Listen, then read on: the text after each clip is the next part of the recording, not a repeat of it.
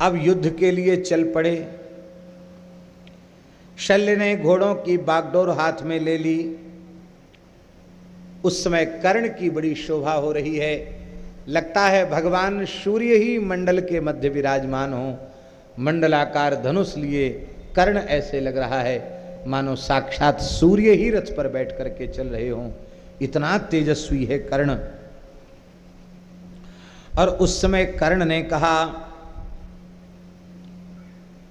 ही महाबाहो चोदयास्वान महाबाहो यावत धन्मी धनंजयम, जब तक मैं अर्जुन को मार डालूं जिससे कि मैं अर्जुन का वध कर सकूं, भीमसेन का वध कर सकूं, नकुल सहदेव का वध कर सकूं, ऐसा जल्दी चलाओ, रथ को अच्छी प्रकार से चलाओ, जल्दी चलाओ, आज मेरे बाहुबल को अर्जुन देखेंगे। शल्य ने तो पहले ही युधिष्ठिर को वचन दिया था कि भांजे राजा चिंता मत करो, समय आने पर सारथी तो कर्ण का बनूंगा, पर इतनी खरी खोटी सुनाऊंगा उसको कि उसकी ताकत कम होती चली जाए। शल्य ने कहा कि तुम लगातार पांडवों की अवहेलना करते हो, ये उचित नहीं है। वे सब शांगोपांग धनुर्वेद का मर्म जानने वाले हैं, महान धनुर्धर हैं, महान बलवान हैं, युद्ध से पीछे न हटने वाले हैं, अजेय हैं, सत्य पराक्रमी हैं। और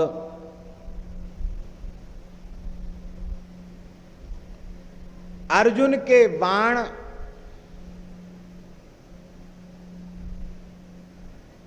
इतने तीक्ष्ण हैं कि तुम्हारा पराक्रम भी अर्जुन के बाणों के आगे कुंठित हो जाएगा। अभी तुम लंबी चौड़ी बातें कर रहे हो, लेकिन पार्थिवा न पिचान्यास्तम तदा नैवम वदिष्यसि, लेकिन जब अर्जुन के सामने पहुंचोगे तो तुम्हारी बोलती बंद हो जाएगी। कर्ण ने कहा चलिए चलिए, उपेक्षा पूर्वक कहा चलिए चलिए। कौरवों की सेना में अपशकुन होने लग गए। कर्ण आत्म प्रशंसा करने लग गया और शल्य ने उसका उपहास किया। कर्ण ने कहा कि मैं आज कवच धारण करके दिव्य अस्त्र शस्त्रों से सुसज्जित होकर के बैठा हूं, इस समय देवराज इंद्र भी मेरे सामने युद्ध करने आ जाएं तो भी वे मेरा बाल बांका नहीं कर सकते, वे युद्ध में मेरे सामने टिक नहीं सकते, क्योंकि शिक्षा प्रमादश्च बलम धृतिश्च द्रोणे महास्त्राणि च सन्नतिश्च सचेदगान मृत्युवशम महात्मा सर्वानन्यानातुरा नद्य मन्ये।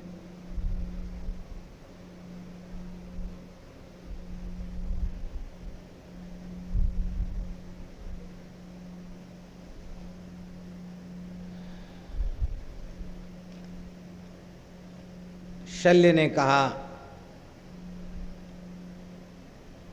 कि बढ़ चढ़ करके बातें करना कर्ण अच्छा नहीं है। तुम ही बताओ, खांडवन को जलाकर अग्नि को तृप्त करने वाले, देवराज इंद्र को उनकी सेना के सहित परास्त करने वाले अर्जुन के पराक्रम की बराबरी तुम कैसे करोगे? हमारी समझ में नहीं आता है। और तो और अर्जुन तो कृष्ण से भी ज्यादा बलवान हैं। कर्ण ने कहा सो कैसे? और ये बोले तुम्हें पता नहीं है, ये गए थे घूमते फिरते तीर्थ यात्रा करते हुए द्वारिकापुरी, 56 करोड़ यदुवंशियों का तिरस्कार करते हुए कृष्ण बलराम से भी बिना पूछे उनकी बहन सुभद्रा जी को ले आए। इतना ताकतवर हैं अर्जुन। तुमने ऐसा कोई पराक्रम कहीं दिखाया है जो पराक्रम अर्जुन ने दिखाया, याज्ञसेनी द्रौपदी को प्राप्त किया है, शंकर जी को युद्ध में संतुष्ट किया है, इसलिए ज़्यादा लंबी चौड़ी बातें मत बनाओ। कितनी बार तुम परास्त होकर भाग चुके हो प्राण बचा बचा करके, अब तुम अपने बल की डींग हाँक रहे हो, अच्छा नहीं है। कर्ण ने कहा कि ठीक है तुम भी चुप रहो, या तो अर्जुन मुझे परास्त कर दें या मैं स्वयं अर्जुन का वध कर दूं। बात करने से कोई लाभ नहीं है, मौके पर चलकर तुम अपनी आंखों से देख लेना किसका पराक्रम क्या है।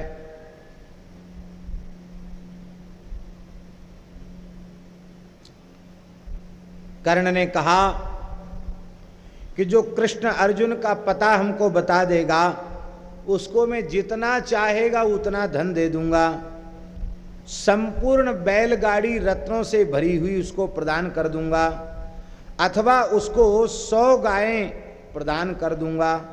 तरह तरह की बातें करने लग गया। शल्य ने कर्ण को कहा कि कर्ण, तू इस प्रकार की व्यर्थ की बातें मत किया कर। यच्च प्रार्थय से हंतुम कृष्णौ मोहात व्रथैव तत् नहीं शुश्रुम सम्मर्दे क्रोष्ट्रा श्रृंगौ निपाततौ। बोले तू व्यर्थ की बातें मत कर मोह के कारण। हमने कहीं सुना नहीं है कि एक सियार ने 2-2 शेरों को युद्ध करके चारों खाने चित्त कर दिया हो। तू सियार है और कृष्ण और अर्जुन सिंह हैं, बताओ ऐसा सारथी रखना चाहिए जो वीर को ही कहे कि तुम शेर नहीं सियार हो। सारथी तो ऐसा होना चाहिए वो रथी को कहे करे वो सियार हो तो कहे तुम शेर हो, ऐसा होना चाहिए। पर शेर को सवा शेर बतावे ऐसा होना चाहिए, लेकिन कहता तुम सियार हो और तुम ऐसी चाल चल रहे हो कि जो तुम्हारे लिए उचित नहीं है। बेचारा फतिंगा खुद ही आग में कूद पड़ता है, आग का क्या दोष है, वही तुम्हारी गति है, यही तुम्हारी चेष्टा है। जैसे कोई गले में पत्थर बांध करके नदी पार करना चाहता हो, जैसे कोई पहाड़ से कूद कर अपनी रक्षा करना चाहता हो, वैसा ही तुम्हारा प्रयास है। समुद्र तरणम दोर्भ्याम कंठे बद्ध्वा यथा शिलाम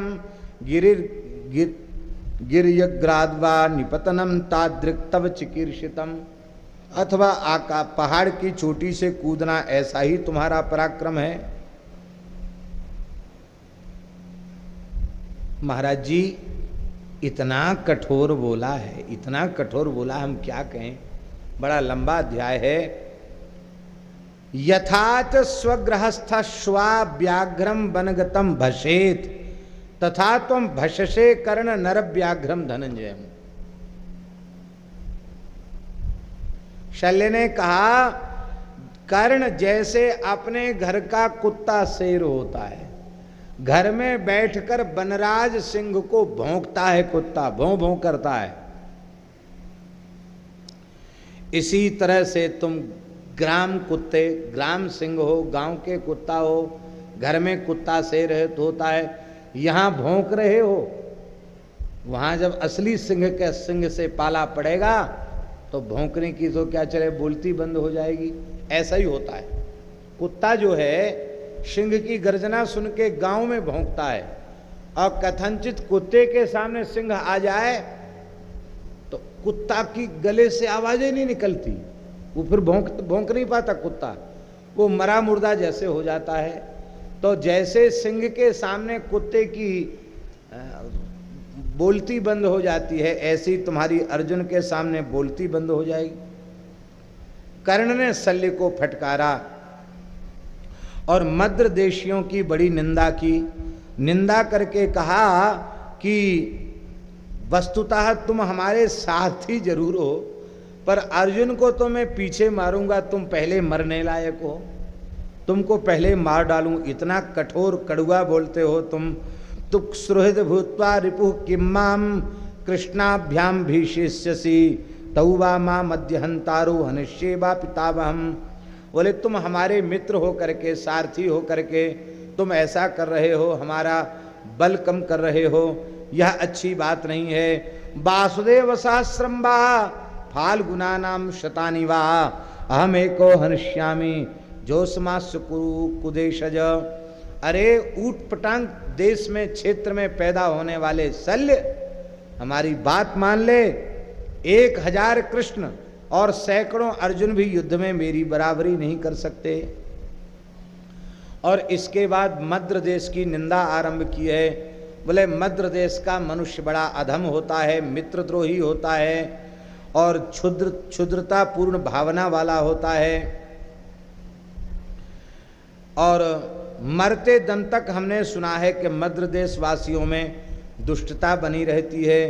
सत्तू और मांस खाने वाले लोग वहाँ के होते हैं।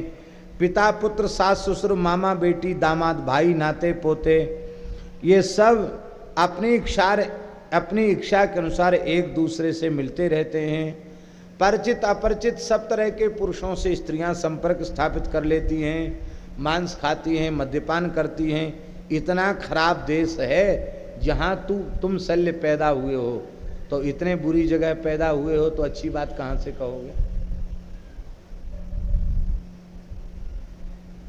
उसके जन देश की निंदा की।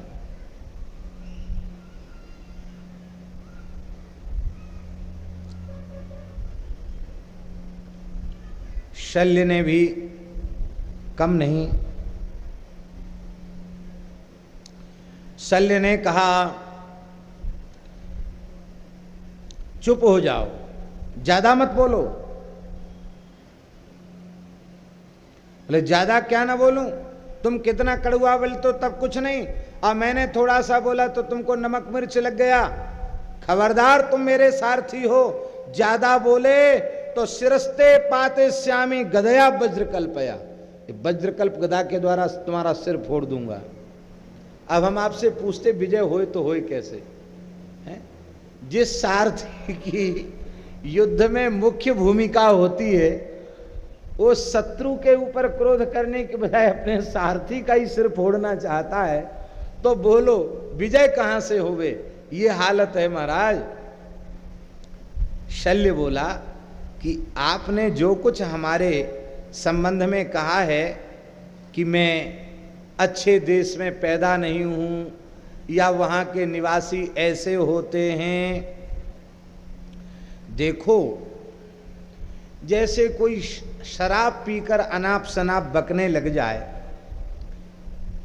तो उस व्यक्ति की बातों पर बुद्धिमान लोग गौर नहीं करते हैं, ऐसे ही तू शराबी की तरह ऊटपटांग बक रहा है, तेरी बातों पर हमारे जैसे बुद्धिमान लोग गौर करें, ये उचित नहीं है।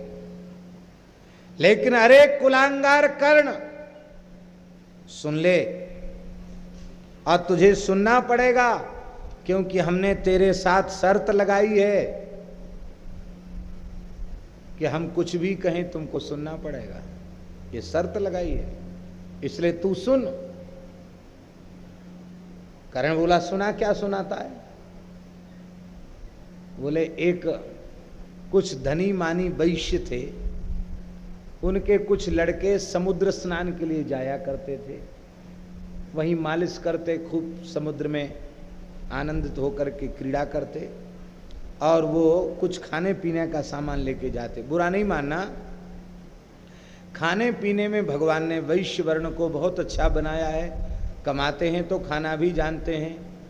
कहेंगे महात्माओं से महाराज कुछ नहीं खाते हैं, दिन भर में 2 रोटी खाते हैं, वो महात्मा 1 जेठ रोटी खा जाते हैं। किसी ने कहा, उसका उत्तर दे रहे हैं, 2 रोटी नहीं, वो तो 1 ही रोटी खाते हैं, पर सवेरे से रात तक बकरिया जैसा मुंह चलता रहता उनका। थोड़ा ये खा लिया, फिर पापड़ खा लिया, फिर अमुक खा लिया, फिर तमुक खा लिया, दिन भर खाते हैं। अब भाई तुम दिन भर खाओगे और कहोगे कि हम 2 रोटी खाते हैं, तो 2 रोटी भी तुम खाकर अन्याय कर रहे हो। 2 रोटी क्यों खाते हो? नहीं खाना चाहिए, 2 रोटी खाने का भी अधिकार नहीं है। घड़ी घड़ी पर जूस पी रहे हैं, फल खा रहे हैं, दूध पी रहे हैं, और चना चवेनी खा रहे हैं, मूंगफली खा रहे हैं।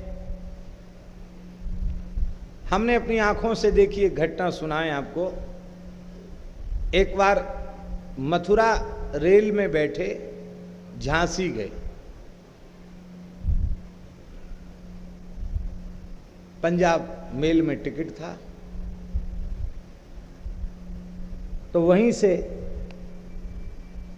मथुरा के बाद सीधे राजा की मंडी, आगरा के पहला स्टेशन है राजा की मंडी, वहाँ गाड़ी खड़ी होती।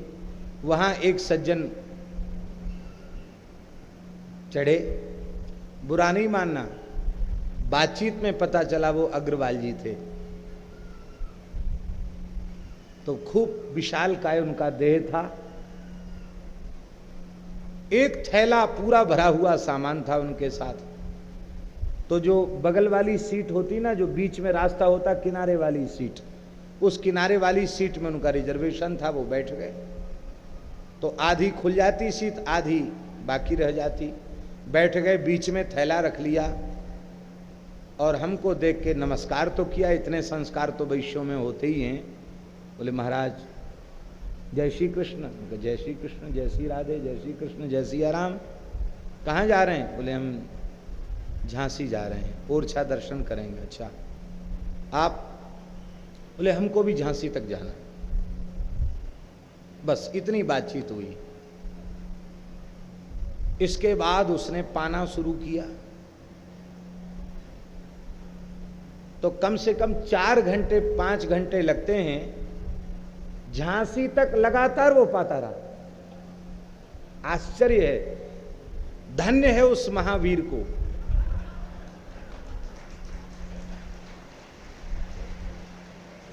इतनी पूड़ी, साग, अचार, और उसके बाद फिर वो तरह तरह की चीज बिकती ना ट्रेन में, चना और मूंगफली, टाइम पास।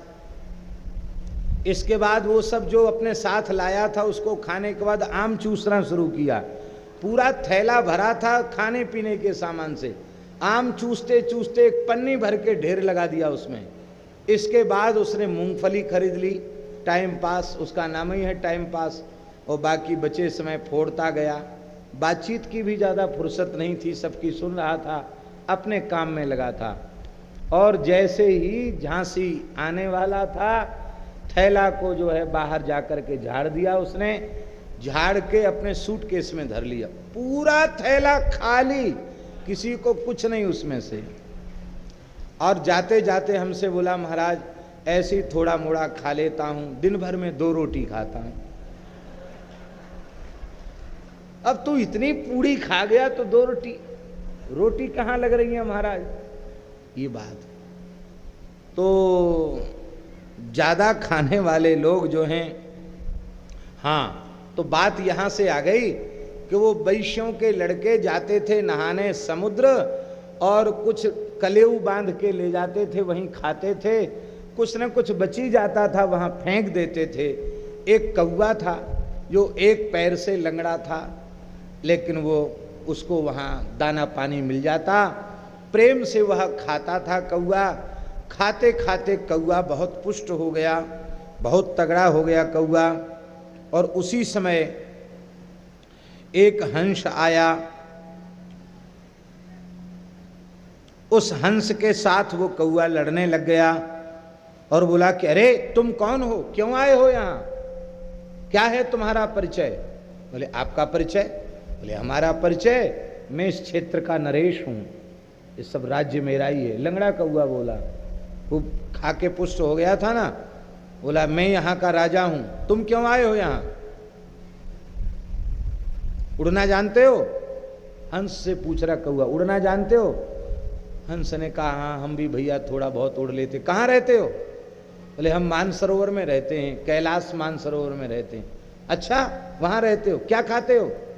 मोती खाते हैं। अच्छा मोती खाते हो, कितने प्रकार से उड़ना जानते हो? हंस ने बड़ी सरलता से कहा उड़ना भी क्या 10-20 प्रकार का होता, एक ही तरह का होता। उड़ना माने उड़ना, हम भी उड़ लेते हैं। बिना उड़े तो यहां तक नहीं आए, उड़ के ही आए हैं यहां तक। उसने कहा कि मैं सैकड़ों प्रकार की उड़ानें जानता हूं और उड़ लो हमारे साथ, उड़ो। महाराज पीछे ही पड़ गया, उड़ो मेरे साथ, उड़ो मेरे पास साथ। तो हंस ने पूछा कि कितने प्रकार की उड़ान होती हैं, आप कृपा करके बताओ। उसने कहा वैसे तो हजारों प्रकार की हो सकती हैं, लेकिन मैं कुछ कुछ गिना देता हूं। उड्डीनम अवडीनं च प्रडीनम डीनमेव च निडीनमथ संडीनम त्रियड्डीन गतानि च विडीनम परडीनं च पराडीनम सुडीनकम अविडीनम महाडीनम निर्डीनमित डीनकम अवडीनम प्रडीनं च संडीनम डीन डीनकम संडीनो संडीनो डीन डीनं च पुनर्डीन विनीडनम संपादम संप्रदेशं च ततोन्यत व्यतिरिक्तकम। महाराज इतने डीन डीन डीन डीन, ये ऐसे श्लोक में डकार का बड़ा प्रयोग है, इसमें व्यास जी ने किया है। इतनी तरह की उड़ान जानता हूं, इन सबकी अलग अलग व्याख्याएं हैं। उड्डीन माने क्या, बिडीन माने क्या, संडीन माने क्या, सबकी अलग अलग व्याख्याएं करके सुनाई। हंस ने कहा कथमे के न पाते न हंस पात शतम जयेत। हम तो एक तरह से ही उड़ना जानते हैं, हम 100 प्रकार से उड़ने वाले को कैसे जीत सकते हैं। तो बोला व्यर्थ इतना लंबा चौड़ा शरीर लिए घूम रहे हो, उड़ के दिखाओ। अब तो उड़ने लग गए दोनों। उड़ते उड़ते हंस ने उड़ान भरी। वो कौआ तो एकाध फल्लांग समुद्र में उड़ के धरा जाता था किनारे, और हंस ने उड़ान सीधी अगाध समुद्र की ओर बढ़ी। अब कौआ बेचारा, पहले तो कौआ आगे आगे, हंस पीछे पीछे, सोचता था देखो पीछे रह गया, देखो पीछे रह गया। और हंस अपनी गति से, हंस की गति होती है, हंस अपनी गति से चल रहा था। अंत में कौआ का दम फूल गया, और दम फूल गया तो कौआ ऊपर चोंच और पंजा करके समुद्र में गुप गुप गुप गुप होने लग गया। तो हंस ने पूछा कि हे कागराज, जो आपने 100 प्रकार की उड़ान बताई थी, उन उड़ानों में से ये कौन सी उड़ान है? उड्डीन है कि संडीन है कि विडीन है कि आड्डीन है, कौन सी उड़ान है ये? कौआ ने कहा मैं मर रहा हूं, तुमको उड़ान सूझ रही है। तब दयापूर्वक हंस ने कौए को पकड़कर पीठ पर बिठाया, और जब हंस ने उड़ान भरी है, कौआ का दम फूल गया। ओ बाप रे बाप, इतने जोर से भी उड़ा जाता है, अरे भाई धीरे उड़ो, मैं गिर जाऊंगा नीचे। तो महाराज इसके बाद जब उस कौए को किनारे छोड़ा, तो थोड़ी देर में कौए को होश फिर आ गया, और फिर बोला कि हमसे लड़ लो। तो जैसे वो हंस और कौआ का युद्ध हुआ ना, ऐसे ही तू तो है कौआ और अर्जुन है हंस। अब कर्ण ने कहा अरे दुष्ट शल्य, तू बहुत उटपटांग बोलता है हमको, देख अब कान खोलकर सुन ले। अर्जुन के पास क्या है? अर्जुन ने द्रोणाचार्य से अस्त्र शस्त्र प्राप्त किए हैं, मैंने परशुराम जी से अस्त्र शस्त्र प्राप्त किए हैं। बोले तुम तो कथा सुना रहे हो परशुराम जी से अस्त्र शस्त्र प्राप्त होने की, लेकिन तुम जब युद्ध का एक तो तुम झूठ बोलकर पड़े हो, तुम अपने को भृगुवंशी ब्राह्मण बता करके तुमने उनसे अध्ययन किया है, झूठ बोले गुरु से। और दूसरी बात यह है कि तुम अस्त्र का अभ्यास कर रहे थे, उस समय एक ब्राह्मण का बछड़ा वो तुम्हारे अस्त्र से घायल हो गया, और उस समय उस ब्राह्मण ने शाप दिया था कि तुमने हमारे बछड़े को अनजाने में ही सही बाण से मार डाला है, तो मैं तुम्हें शाप देता हूँ। श्वभ्रेते पतताम चक्रम इति माम ब्राह्मणो ब्रवीत युद्धमानस्य संग्रामे प्राप्तस्यै कायनम भयम। कर्ण ने अपनी कमी खुद ही बता दी शल्य को। बोले हाँ ये बात तो हमारा कमजोर पक्ष है, ब्राह्मण ने हमको शाप दिया, युद्ध करते समय तो मैं रथ का पहिया धरती में धंस जाएगा और तभी तुम्हारी मृत्यु होगी। मैंने बहुत प्रार्थना की उस ब्राह्मण को, लेकिन उस ब्राह्मण ने कहा मैंने जो कह दिया सो कह दिया, वो बात झूठी नहीं हो सकती। कर्ण ने फिर आत्म प्रशंसा करके शल्य को फटकारा है, लेकिन शल्य बहुत चतुर है। शल्य ने कर्ण के क्षेत्र की बड़ी निंदा की है और कहा कि देखो बाल्हिक देश के जो होते हैं वे भी बड़े अपवित्र होते हैं, उनका भी त्याग कर देना चाहिए। बस ये लड़ाई झगड़े की बातें हैं, कोई ज़्यादा वैसी बातें नहीं हैं। वह उनको नीचा दिखाता है और वो उनको नीचा दिखाते हैं। इस तरह से दोनों एक दूसरे को उत्तर दे रहे हैं। दुर्योधन ने आकर के उनको शांत किया है और कहा भैया झगड़ा मत करो, दूसरों से झगड़ो, यहाँ तक तो ठीक है, और तुम युद्ध न करके यहीं रथ पे बैठे बैठे झगड़ा पर उतारू हो गए, ये ठीक नहीं है। ये दोनों एक दूसरे की निंदा मत करो, अपने अपने काम में लगो।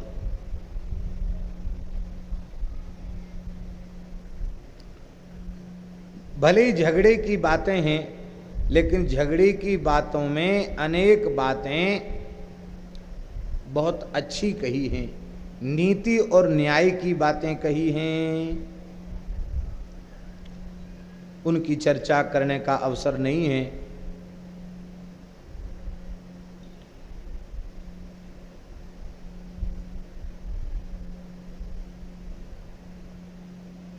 अब युद्ध के मैदान में दोनों सामने उपस्थित हैं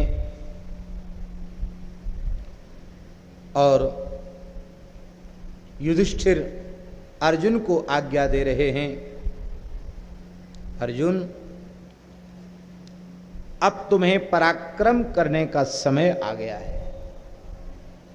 तुम बार बार कहते थे कि मुझे महावीर कर्ण से द्वंद्व युद्ध करने का अवसर प्राप्त हो। आज सौभाग्य से वह अवसर आ गया है, इसलिए तुम अपनी संपूर्ण शक्ति लगा करके कर्ण के साथ युद्ध करके और हम सबको सुखी करो, क्योंकि कर्ण की ही एकमात्र चिंता हमारे चित्त में रहती है। अब तो कौरव और पांडवों में भयंकर युद्ध आरंभ हो गया। अर्जुन ने भी खूब डटकर युधिष्ठिर की आज्ञा से युद्ध किया है और कर्ण ने भी बड़ा भयंकर पराक्रम दिखाया है। आज के इस पराक्रम को देख करके ऐसा लगता है कि मानो अब तक कर्ण उतने उत्साह से नहीं लड़ा, पर आज जो कर्ण लड़ा है भयंकर उत्साह पूर्वक कर्ण ने युद्ध किया है, भयंकर युद्ध किया है महाराज। बहुत बड़ी पांडव सेना का कर्ण ने संहार कर दिया। भीमसेन ने कर्ण के पुत्र भानुसेन का वध कर दिया। नकुल और सात्यकी के साथ वृषसेन जो कर्ण का बड़ा पराक्रमी पुत्र है उसका युद्ध हुआ है और कर्ण ने राजा धर्मराज युधिष्ठिर पर आक्रमण किया है। भयंकर युद्ध हुआ महाराज। उस युद्ध में आज तत्रास्त्र वीर्यं कर्णस्य लाघवंच महात्मनः अपश्याम महाभाग तदद्भुतम वा भवत्। संजय कहते महाराज महामना कर्ण का जो अस्त्र कौशल है, उसके बाणों को चलाने की जो फुर्ती है, वो अब तक के युद्ध में सबसे उत्तम कोटि की थी।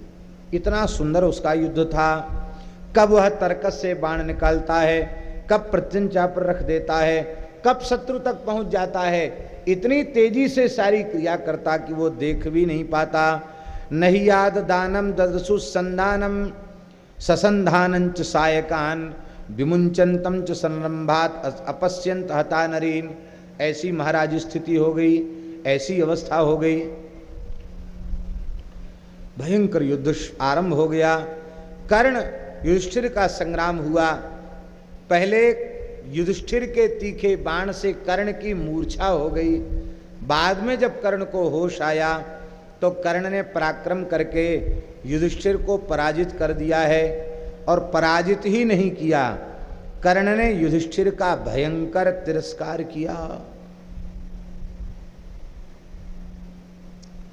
भयंकर तिरस्कार किया कर्ण युधिष्ठिर का, और कहा कि अरे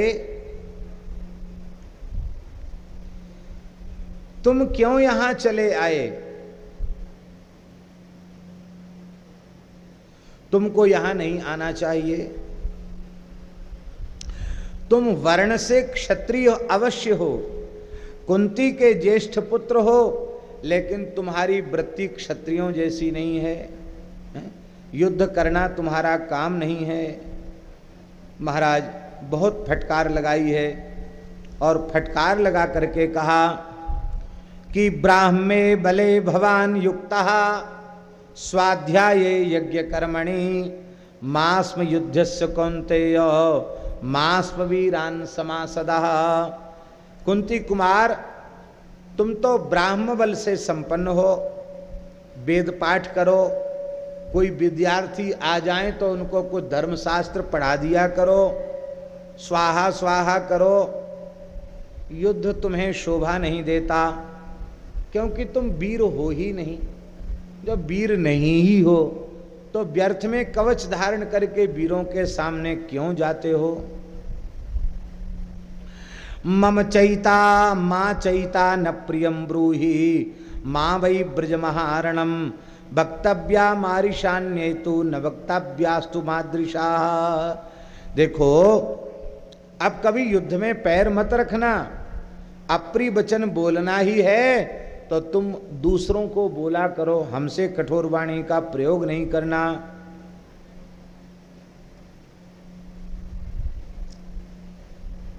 कहते इस प्रकार से युधिष्ठिर का तिरस्कार करके उनको छोड़ दिया। और फिर मन में आया कर्ण के कि मैंने माता कुंती को वचन दिया था कि मैं अर्जुन को छोड़कर शेष चारों को अभयदान देता हूं। आज वह वध कर सकता था, लेकिन उसने नहीं मारा, छोड़ दिया, अपमान करके छोड़ दिया। और महाराज युधिष्ठिर सेना से विमुख होकर के वहां से चल पड़े। और उस समय कौरवों की सेना में सिंहनाद होने लग गया। भयंकर युद्ध उसके बाद आरंभ हुआ।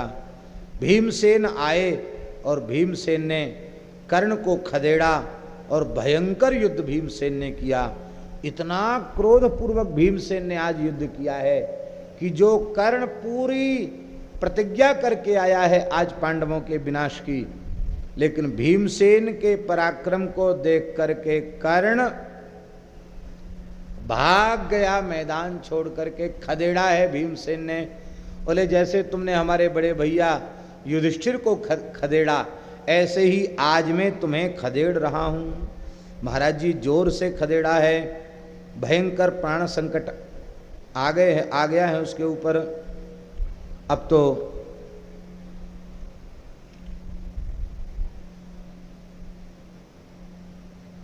भीम ने कर्ण को परास्त कर दिया, और भीमसेन ने धृतराष्ट्र के 6 पुत्रों का वध और कर दिया।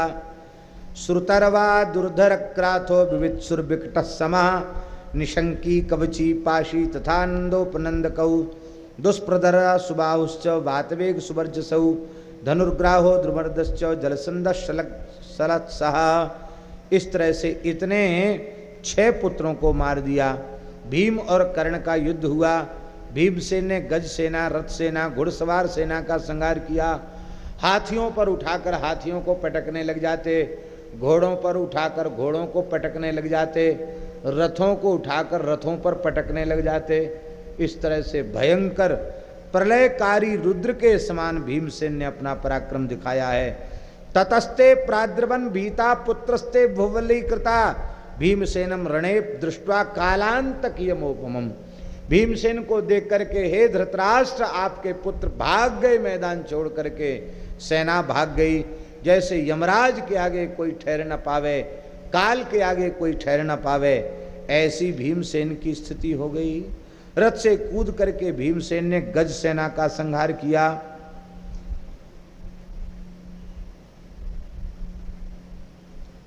केवल एक गदा का प्रहार आप करते और एक हाथी को धराशायी। शकुनी के 52 हाथी थे, आपने 52 हाथियों को मारने में 52 मिनट भी नहीं लगाए। शायद आधा मिनट भी नहीं एक हाथी को मारने में लगाते। एक में ही राम राम, एक में ही राम राम। भयंकर आपने युद्ध किया है भीमसेन ने। और इसके बाद दोनों सेनाओं का भयंकर युद्ध हुआ और पांडवों के पराक्रम से कौरवों की सेना व्यथित हो गई। अर्जुन ने 10,000 संसप्तक योद्धाओं का उस युद्ध में संहार किया है। बड़ा भयंकर पराक्रम है अर्जुन का। कृपाचार्य के द्वारा शिखंडी की पराजय हुई है, सुकेतु मारा गया और धृष्टद्युम्न ने कृतवर्मा को परास्त कर दिया है। अश्वत्थामा युद्ध में आया है, भयंकर युद्ध हुआ है और सात्यकी के सारथी को अश्वत्थामा ने मार डाला है। युधिष्ठिर अश्वत्थामा को छोड़ करके दूसरी तरफ चले गए हैं। नकुल सहदेव का दुर्योधन के साथ युद्ध हुआ है। धृष्टद्युम्न से दुर्योधन भी पराजित हो गया है। कर्ण द्वारा पांचाल सेनाओं का बड़ा भयंकर संहार हुआ है और भीमसेन द्वारा कौरव सेना का संहार हुआ है। अर्जुन ने संसप्तकों का वध किया है और अश्वत्थामा का अर्जुन के साथ घोर युद्ध हुआ। आज पहली बार अपने गुरुपुत्र के साथ इतना भयंकर युद्ध अर्जुन ने किया है और इस युद्ध में अश्वत्थामा की पराजय हुई है और अर्जुन की विजय हुई है।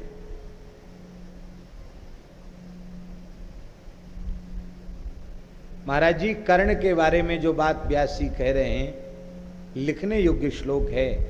व्यास जी कह रहे हैं, नैवं भीष्मो न च द्रोणो न चान्ये युधितावकाः चक्रुस्म तादृशं कर्म यादृशं वै रणे कृतं रणे।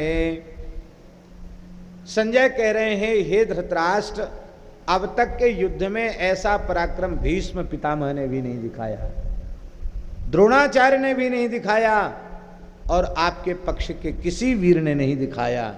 जो पराक्रम आज कर्ण ने दिखाया है, बड़ा भयंकर पराक्रम। पांचालों का मानो काल बनकर के कर्ण सामने स्थित हो गया है, भयंकर युद्ध करता है। दुर्योधन अपने सैनिकों को प्रोत्साहित कर रहा है कि क्यों तुम लोग भाग रहे हो, सावधान हो जाओ। यदृच्छई तत्संप्राप्तम स्वर्गद्वारम पावृतम सुखिन क्षत्रिया कर्णा लभन्ते युद्धमीदृशम। ऐसा युद्ध सौभाग्य से क्षत्रिय प्राप्त करते हैं, इसलिए तुम बिल्कुल जो है भय मत करो, डट जाओ, पूरा पराक्रम दिखाओ। कर्ण ने कहा, महाराज बिल्कुल ठीक कहते हैं, लेकिन इसके बाद भी कर्ण को भी दुर्योधन का यही उलाहना था। मित्रवर, आप बार बार कहते थे आधे दिन की सेना नहीं है और ये क्या हो गया, दूसरा दिन चल रहा है। मानो उसकी बात में झलक रहा था कि लगता आप भी ईमानदारी से नहीं लड़ रहे। क्रोध में भर गया कर्ण और कर्ण ने कहा कि अब मैं भयंकर पराक्रम दिखाऊंगा और अधिक भयंकर पराक्रम करूंगा। इधर अश्वत्थामा ने प्रतिज्ञा की है, सतेनाहमर्षेण मित्रार्थे चापि पार्थिवा सत्यं वः प्रतिजानामि तद्वाक्यं मे निबोधत। धृष्टद्युम्नमहं धृष्णद्युम्न महत्वाहं न विवोक्ष्यामि दंसनम् अनृतायां प्रतिज्ञायां नाहं स्वर्गमपाप्नुयाम। मैं धृष्टद्युम्न को मारे बिना अपना कवच नहीं उतारूंगा, अश्वत्थामा ने प्रतिज्ञा की। यदि मैं ऐसा करके न दिखा दूं तो जो गति उत्तम लोगों को प्राप्त होती है वह गति मुझे प्राप्त न हो।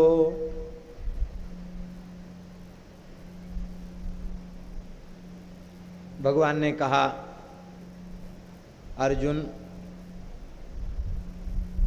आज तुम तो संसप्तकों से झगड़ने में लगे रहे। महाराज युधिष्ठिर बड़े उत्साही हैं। निश्चित आज कर्ण ने उन्हें बहुत घायल किया होगा, बहुत कटु वचन कहकर अपमानित किया होगा, अन्यथा युद्ध के मैदान से जब तक कि युद्ध बंद न हो जाए तब तक युधिष्ठिर लौटकर आने वाले नहीं थे। आज वे युद्ध के मैदान से चले गए हैं। हमको लगता है कोई भयंकर कोई आशंका हो सकती है। हमें चलकर पहले युधिष्ठिर का दर्शन करना चाहिए, फिर लौट करके युद्ध में कर्ण के साथ पराक्रम दिखाना चाहिए।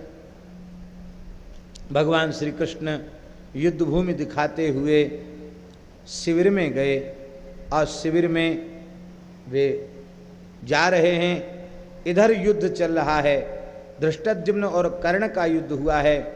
अश्वत्थामा ने धृष्टद्युम्न पर प्रहार किया है, अर्जुन के द्वारा धृष्टद्युम्न की रक्षा हुई है और अश्वत्थामा की पराजय हो गई है।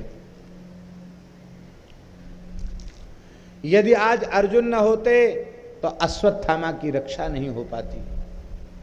अर्जुन लौटना चाहते हैं, इसी बीच में युद्ध के मैदान में ये दृश्य आ गया है।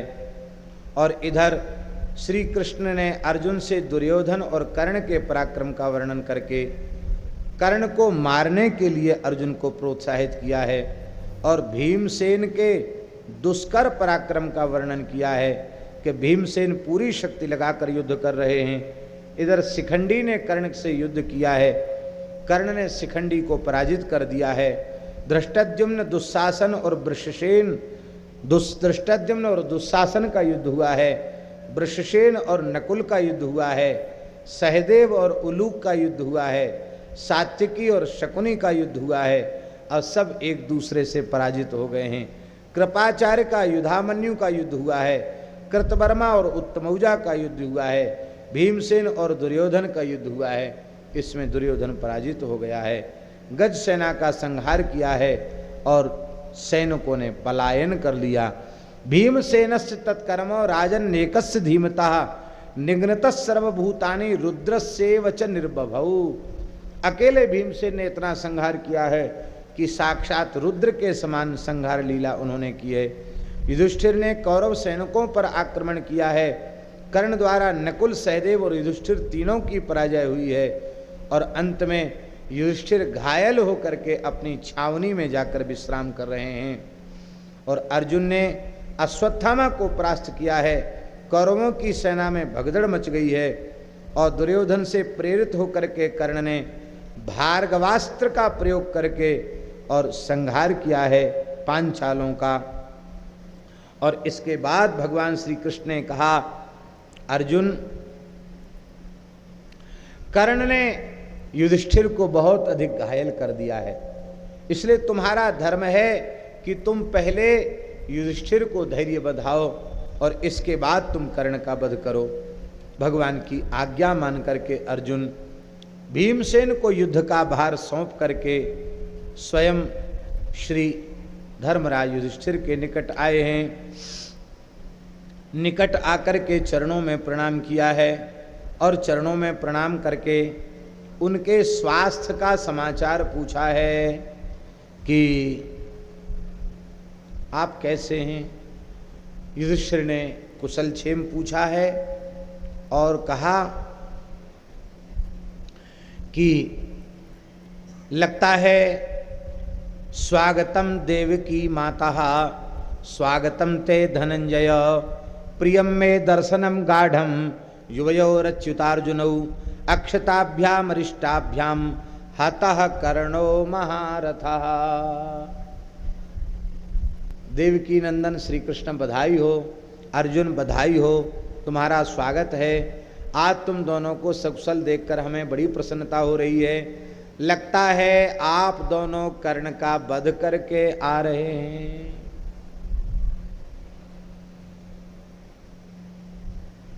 संपूर्ण देवता भी कर्ण को परास्त नहीं कर सकते थे। आज हमें बड़ी प्रसन्नता है, आप कर्ण को मार करके आ रहे हो। जितवान माम महाबाहो यतमानो महारणे, आज कर्ण ने हमें जीत लिया, हमारा बड़ा अपमान किया। कहाँ तक कहें, युद्ध में बहुत दूर तक मेरा पीछा किया। महाराज मुझे इतना अपमानित किया है कि सच्ची बात तो यह है कि कोई दूसरा हो तो जीवित न रहे। बहुनात्र कृमित तो हम नाहम तत्सोढ़मुत सहे। आज के कर्ण के द्वारा किए गए अपमान को मैं अब सहन करने में समर्थ नहीं हूँ।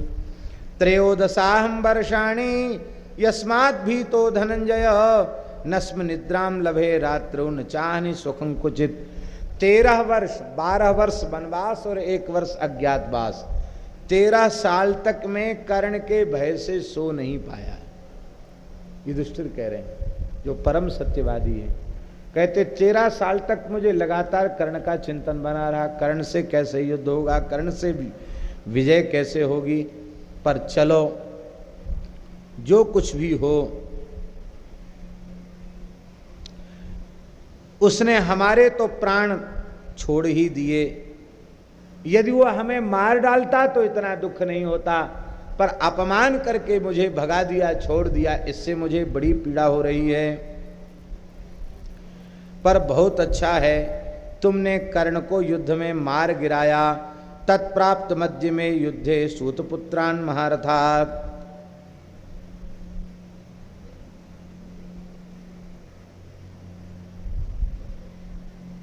आज हमें बड़ी प्रसन्नता हो रही है।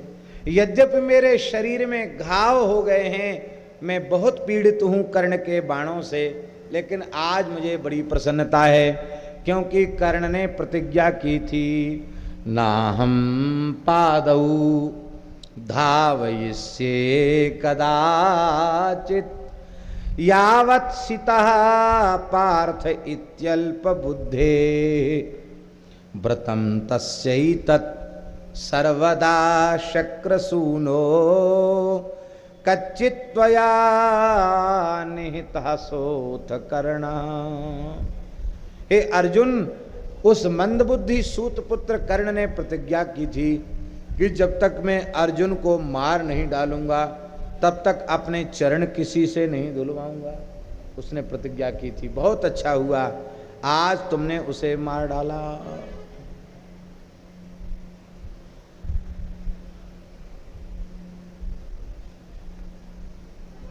अर्जुन अब तक कुछ नहीं बोले। अब अर्जुन ने कहा कि मैं संसप्तकों से युद्ध करने चला गया था, पर लौटकर आने के बाद मैंने भयंकर युद्ध भी किया, पर मुझे पता चला कि आपका कर्ण ने अपमान किया है, तो युद्ध का भार भीमसेन पर सौंप करके मैं यहां आ गया, आपसे मिलने आ गया। अब आप मुझे आज्ञा दीजिए। आमंत्रये त्वाम ब्रूहि रणे जयम में जयम रणे में पुरा भीमं धार्त राष्ट्राग्रसन्ते सौतिम हनिष्यामि नरेंद्र सिंह सैन्यम यथा तथा शत्रुगणाश्च सर्वान्। मैं आज्ञा मांगता हूँ, आप मुझे विजय का आशीर्वाद दीजिए और धृतराष्ट्र के पुत्र कहीं भीमसेन को न ग्रस लें, मैं सूत पुत्र को मार डालूंगा, आप मुझे आशीर्वाद दीजिए। यह सुनते ही घाव तो युधिष्ठिर के शरीर में पहले ही बहुत हो रखे थे, और वे तो इसलिए प्रसन्न हो रहे थे कि चलो कर्ण को मार के आ गए, नहीं तो बीच में आज तक कभी आए नहीं लौट के। कर्ण को मार के आए हैं, लेकिन आज जब उन्हें यह पता चला कि कर्ण अभी जीवित है, अब तो वे क्रोध में तिलमिला उठे युधिष्ठिर, और उन्होंने कहा कि तुमने द्वैत वन में कहा था कि मैं कर्ण को मार डालूंगा, वो कहां चलेगी तुम्हारी प्रतिज्ञा? तुम भीमसेन को छोड़कर यहां चले आ गए। और बिल्कुल ठीक है, मैं राज्य पाना चाहता था, मैंने तुमसे मांस के टुकड़े में फंसे हुए बंसी कांटे के समान और राज्य के रूप में अनर्थकारी विनाश का दर्शन कराया है। जैसे कांटे में बंसी कहते हैं उसको, मछुआरों के पास जो कांटा होता है, उसमें वो मांस का टुकड़ा फंसा देते हैं, मछली फंस जाती है। ऐसी राज्य के लोभ में तुम सबको मैंने फंसा दिया और निश्चित ही हम सब नरक में पड़ने लायक हैं, क्योंकि इतने लोगों की हिंसा भी हुई और जिससे हमें सदा भय बना रहता था वह दुष्ट सूत पुत्र अभी भी जीवित है, कर्ण अभी भी जीवित है। इससे अधिक और क्या कष्ट की बात होगी। और आकाशवाणी ने तुम्हारे जन्म के समय जो कुछ कहा था वो आज बातें सच्ची होती नहीं दिखाई पड़ रही हैं। देवता झूठ तो नहीं बोलते, पर तुम्हारे बारे में जितनी भविष्यवाणियां हुई थी वे झूठी कैसे हो गईं। धिक्कार है तुम्हारा, हमें धिक्कार है, तुमको भी धिक्कार है। एकमात्र भीमसेन ही बहुत अच्छे हैं जिन्होंने कम से कम इतना बड़ा पराक्रम दिखाया है। त्वष्ट्राकृतं बाहमकूजनाक्षं शुभं समास्थाय कपिध्वजं तं खड्गं गृहीत्वा हेमपट्टानुबद्धं धनुश्चेदं गांडीवं तालमात्रम्। तुम्हारा रथ विश्वकर्मा का बनाया हुआ है, आवाज नहीं आती उसमें से। आजकल ऐसी भी गाड़ियां होती है ना जिन गाड़ियों के चलने पर आवाज नहीं आती, एकदम सर्र से चली जाएंगी, आवाज नहीं आएगी। तो महाराज ऐसा ही आवाज न करने वाला तुम्हारे पास रथ है। हनुमान जी जिस पर विराजमान हैं ऐसी ध्वजा है और स्वर्ण जटित खड्ग है, 4 हाथ का धनुष है। श्री कृष्ण तुम्हारे सारथी हैं, फिर भी तुम कर्ण से भयभीत होकर के भाग आए हो। अर्जुन धनुश्च तत्केशवाय प्रयच्छ यन्ता भविस्त्वं रणे केशवस्य तदा हनिश्चित केशव कर्णमुग्रम मरुत्पतिर्वृत्तमिवात्त वज्रः। तुम अपना गांडीव धनुष कृष्ण को दे दो और स्वयं इनके सारथी बन जाओ। जैसे इंद्र ने वृत्तासुर का वध किया था, फिर ऐसे ही कृष्ण कर्ण का वध कर देंगे। और हे अर्जुन, अथवा श्री कृष्ण ने प्रतिज्ञा की है कि मैं युद्ध नहीं करूंगा, तो जो युद्ध ही नहीं करेगा उसको धनुष देने से क्या काम। तुम अपने से अच्छा जिसे वीर समझते हो, अपने से अधिक तुमसे अधिक जो शक्तिशाली हो उसे तुम यह दे दो, क्योंकि तुम युद्ध के योग्य नहीं हो। अस्मान नैवं पुत्रैर्दारैर्विहीनान् सुखाद भ्रष्टान राज्यनाशाच्च भूयः।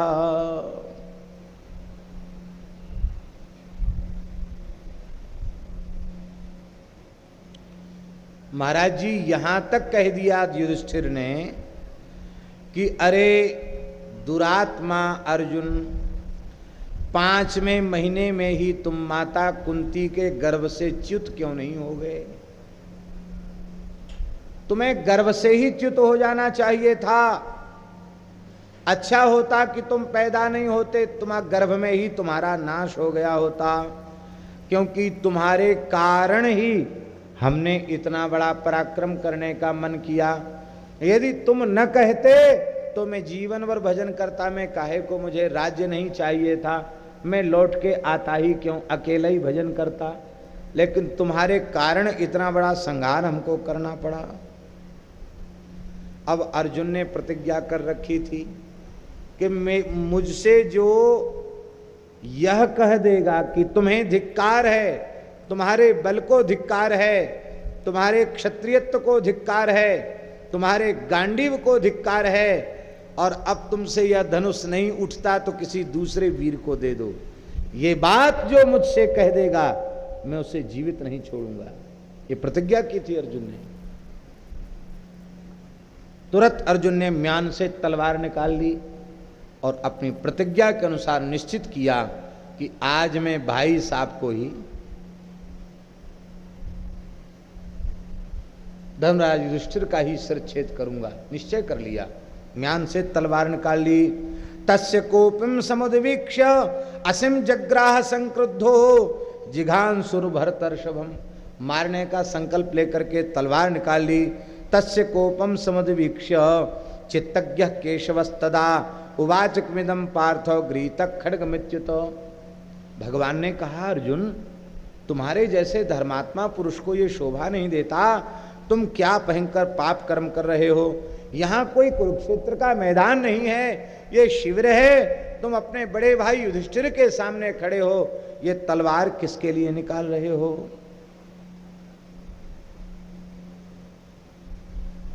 यहाँ धृतराष्ट्र के पुत्र सामने नहीं हैं, फिर तुम क्यों तलवार निकाल रहे हो। और फिर धृतराष्ट्र पुत्रों को मारने की प्रतिज्ञा तो अकेले भीमसेन कर चुके हैं, फिर तुम तलवार किसके लिए दिखा रहे हो। हमारी समझ में नहीं आता है, कर्ण जीवित है, फिर तुम तलवार किसके लिए दिखा रहे हो। यह ठीक नहीं है।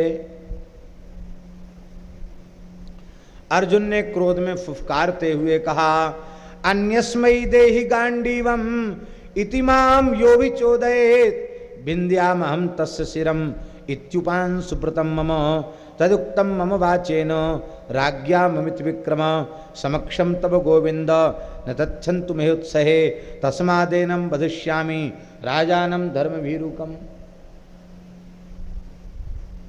यह मेरा उपान सुव्रत है। मैंने अपने मन में संकल्प कर रखा है, जब से मुझे गांडीव मिला है, कि जो मेरे गांडीव को धिक्कारेगा मेरे बल को धिक्कारेगा और कहेगा कि गांडीव किसी दूसरे को दे दो, मैं उसे जीवित नहीं छोड़ूंगा, उसका मस्तक अवश्य ही काट लूंगा। तो इस धर्मभीरु नरेश को भी मैं छोड़ नहीं सकता, मैं इनका वध अवश्य करूंगा। प्रतिज्ञां पालयिष्यामि हत्वैनं नरसत्तमं एतदर्थम मया खड्गो गृहीतो यदुनंदन। बहुत ध्यान से सुने, ये प्रकरण बहुत काम का प्रकरण है, बड़े महत्व का प्रकरण है। भगवान ने अपने भक्तों को कैसे बचाया है, ये बात समझने की है। बोले इसलिए मैं इस खड्ग से आज अपनी प्रतिज्ञा को पूर्ण करूंगा। प्रतिज्ञा के भार से उर्ण हो जाऊंगा युधिष्ठिर का सिर छेद करके। लेकिन धन्य है अर्जुन इतने क्रोध में हैं, फिर भी कह रहे हैं त्वमस्य जगतस्ताथो वेत्थ सर्वं गतागतम तत्तथा प्रकृष्यामि यथा माम बक्षते भवान। हमने तो भीतर से ये पक्का किया है, फिर आप सर्वज्ञ हो, सर्वेश्वर हो, परमात्मा हो, मैं आपका शरणागत हूँ, आपके अधीन हूँ, फिर आगे आप जो हमको बताओगे सो हम करेंगे। लेकिन अभी तो हमने ये निश्चय किया है कि हम युधिष्ठिर को जीवित नहीं छोड़ेंगे। ध्यान दें, शिक्षा ये लेनी है। संसार में हम लोग जीते हैं, संसार से हटके नहीं जा सकते। कहाँ जाओगे संसार से हटके। आखिर तो ये शरीर गुणदेव के सम्मिश्रण से बना हुआ है। विधि प्रपंच गुण अवगुण साना। गुण और अवगुण को सान करके विधाता ने सृष्टि बनाई है। कोई ऐसा नहीं है जिसमें गुण ही गुण हो, कोई ऐसा नहीं है जिसमें दोष ही दोष हो। गुणी में भी दोष होते हैं, दोषयुक्त में भी कोई न कोई गुण होता है, इसलिए गुणग्राही होना चाहिए। महाराज बड़े से बड़े महात्माओं को, उच्च कोटि के सिद्धों को भी कई बार भगवान की प्रचंड माया के कारण विकारों से ग्रसित देखा जाता है। हम लोग तो कलिमल ग्रसित जीव हैं। तिनकी कथा न कहो बखानी सदा काम के चेहरे जानी। शास्त्र में लिखा है विश्वामित्र पराशर प्रभृतयः वाताम्बुपर्णाशना ते स्त्री मुख पंकजम सुललितम दृष्ट्वैव मोहंगता। महाराज विश्वामित्र पराशर आदि ऋषि कोई हवा पीकर रहते, कोई पत्ता खा करके रहते, कोई जल पी करके रहते। महाराज उनके ऊपर भी भगवान की प्रचंड माया ने प्रभाव दिखाया है। वे भी कई बार क्रोध आदि के विकारों के आवेग में देखे गए। समय और परिस्थिति हर व्यक्ति के सामने आती है। सर्वथा निर्विकार निर्मल हो जाए तब तो वो भगवान भगवान ही हो जाएगा। हरस विषाद ज्ञान अज्ञानु जीव धर्म अहमिति अभिमानु। जीव के धर्म है। पर जो बात हम कहना चाहते उस पर बहुत ध्यान दीजिए। हम निवेदन यह करना चाह रहे हैं कि वैष्णव को, साधक को क्षोभ रहित होना चाहिए, शांत होना चाहिए, सरल होना चाहिए।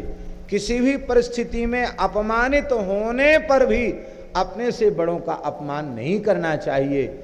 यही बात सही है। किंतु कथनचित कभी कोई विशेष दुष्प्रारब्धवश, दुर्भाग्यवश, विशेष विकट परिस्थितिवश कोई विकार जागृत हो जाए, क्रोध आदि का आवेश भी हो जाए, तो भी वैष्णव को अपनी भाषा नहीं बदलनी चाहिए। ये ऊंची बात है। यदि अर्जुन ने आज यह नहीं कहा होता भगवान के सामने कि हे गोविंद तत्तथा प्रकरिष्यामि यथा माम बक्ष्यते भवान, आप मुझे जैसी आज्ञा देंगे मैं वैसा ही करूंगा, क्योंकि मैं तो सर्वथा आपके अधीन हूं। ये है वैष्णव की भाषा। यदि ये भाषा अर्जुन ने न बोली होती तो भगवान कुछ न कहते और अर्जुन ने युधिष्ठिर का मस्तक काट दिया होता, तो आज महाभारत में पांडवों का चरित्र आदर्श चरित्र माना जाता। क्या अर्जुन प्रातस्मरणीय होते? क्या गरिमा और क्या महिमा रह जाती। इसलिए भैया चाहे जैसी परिस्थिति आवे, हम भगवान के दास हैं। भगवान की जो प्रेरणा होगी, भगवान की जो आज्ञा होगी, संतों की, गुरुजनों की जो आज्ञा होगी, हम उससे बाहर नहीं हैं, हम उससे हटकर नहीं जाएंगे। ये बात प्रत्येक वैष्णव को, इस भाषा को नहीं छोड़ना चाहिए। वैष्णव को अपनी भाषा नहीं बदलनी चाहिए। भाषा सही सही बनी रही महाराज जी, तो ठाकुर जी कभी न कभी ऐसी परिस्थितियों में मार्गदर्शन कर देंगे। और कहीं भाषा ही बिगड़ गई तो बस गया काम से।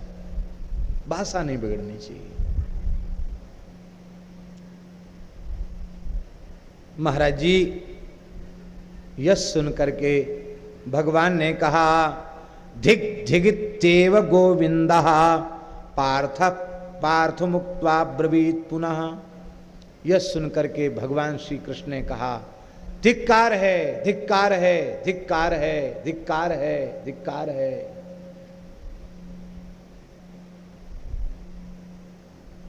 अर्जुन ने कहा किसको? बोले तुमको। तुम ही खड़े हो यहां मेरे सामने। धिक्कार है। इदानीम पार्थ जानामि न वृद्धा सेवितस्त्वया कालेन पुरुष व्याघ्र संरम्भम यद भवानगात। आज हमें पता चल गया कि अर्जुन तुमने बड़े बूढ़ों की सेवा नहीं की है। वयोवृद्ध ज्ञान वृद्धों की सेवा जो करता है उसको अपने से बड़ों के ऊपर कभी क्रोध नहीं आ सकता। अपनों से बड़ों के ऊपर क्रोध उसी को आता है जिसने संतों की सेवा न की हो, सत्संग न किया हो, वयोवृद्धों की सेवा न की हो।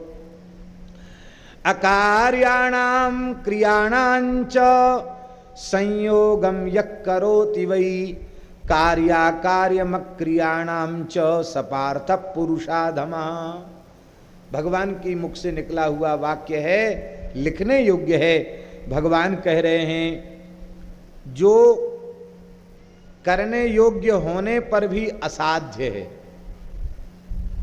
करने योग्य है पर असाध्य है, नहीं किया जा सकता है। करने योग्य होने पर भी जो असाध्य है और जो साध्य होने पर भी निषिद्ध है।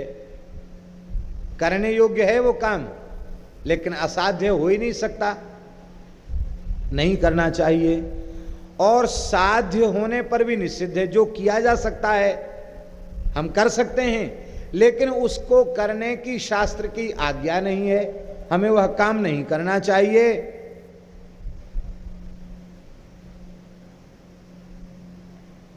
हे अर्जुन, जो करने योग्य होने पर भी असाध्य हों और तथा जो साध्य होने पर भी निषिद्ध हों, ऐसे कर्मों से जो अपना संबंध जोड़ लेता है वो अधम पुरुष माना जाता है।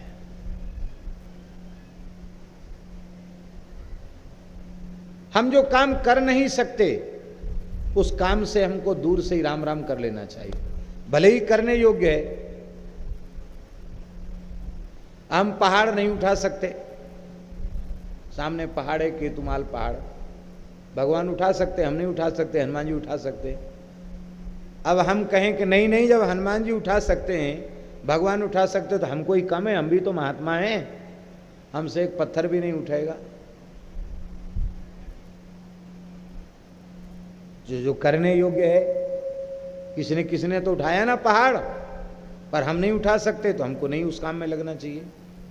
पर उस काम से हम संबंध जोड़ लें और जो निषिद्ध है उसको करने के लिए तैयार हो जाएं, जो नहीं करना चाहिए वो करने के लिए तैयार हो जाएं। ये नीच पुरुष का लक्षण है, ये अधम पुरुष का लक्षण है। अर्जुन, ये अधमत्व तुम में कहां से आया? बड़े भाई पिता के तुल्य होते हैं, उनका अपमान, उनका तिरस्कार नहीं करना चाहिए और तुम उनका वध करना चाहते हो। इसलिए जो स्वयं धर्म का अनुसरण आचरण करके शिष्यों को अपने आचरण के द्वारा धर्म का उपदेश देते हैं, वे ही श्रेष्ठ पुरुष माने जाते हैं। जो केवल वाणी से उपदेश देते हैं, आचरण जिनमें प्रतिष्ठित नहीं है, ऐसे लोग आदर्श पुरुष नहीं होते हैं।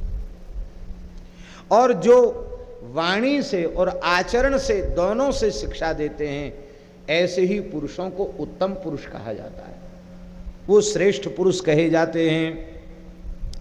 इसलिए प्राणी वध भयंकर पाप है और प्राणी वध में भी अपने बड़े भाई की हिंसा, ये तो कितना बड़ा पाप है, नहीं कहा जा सकता है।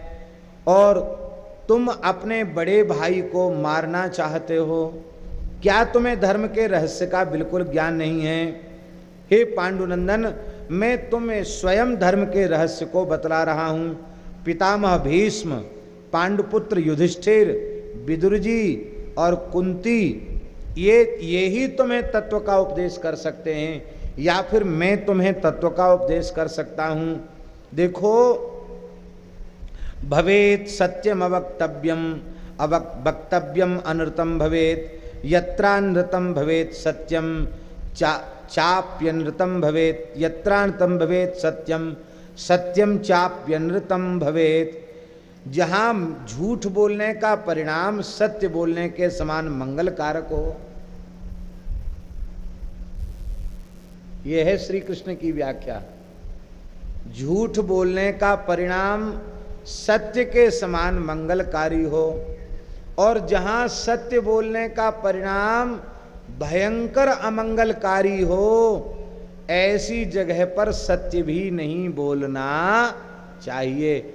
ज्यादा ही लकीर के फकीर बने भय हो तो चुप हो जाओ, ना हाँ कहो ना कहो।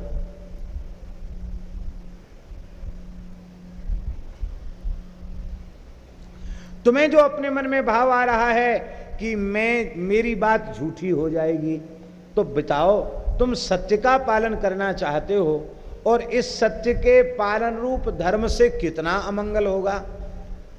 अपना बड़ा भाई पिता के समान होता है, और ऐसा सदाचारी, ऐसा जितेंद्रिय, ऐसा धर्मात्मा, और उस अपने भाई की हत्या। अर्जुन, तुमने तो किए कराए पर पानी फेर दिया, सब गुड़ गोबर हो गया। कैसी कैसी तुम्हारी कीर्ति, कहां कहां तुम गए, स्वर्ग तक गए, शंकर जी को संतुष्ट किया, और तुम्हारी इस प्रकार की वृत्ति। इसलिए अर्जुन यह ठीक नहीं है, तुमने यह ठीक नहीं किया। धारणा धर्म मिथ्याहो धर्मो धारयते प्रजा, भगवान का उपदेश है, ये महाभारत का श्लोक है। धारणा धर्म मिथ्याहु धर्मो धारयते प्रजा, यत्स्याद्धारण संयुक्तम सधर्म इति निश्चय। भगवान कह रहे हैं धर्म ही प्रजा को धारण करता है, और जो धर्म को धारण करता है धर्म उसको धारण करता है, जो धारण करता है उसे धर्म कहते हैं। जो धारण प्राण रक्षा से युक्त हो, जिसमें किसी जीव की हिंसा न की जाती हो, वही धर्म है, यही शास्त्रों का सिद्धांत है। तो इसलिए तुमको इस प्रकार का भयंकर अपकर्म नहीं करना चाहिए।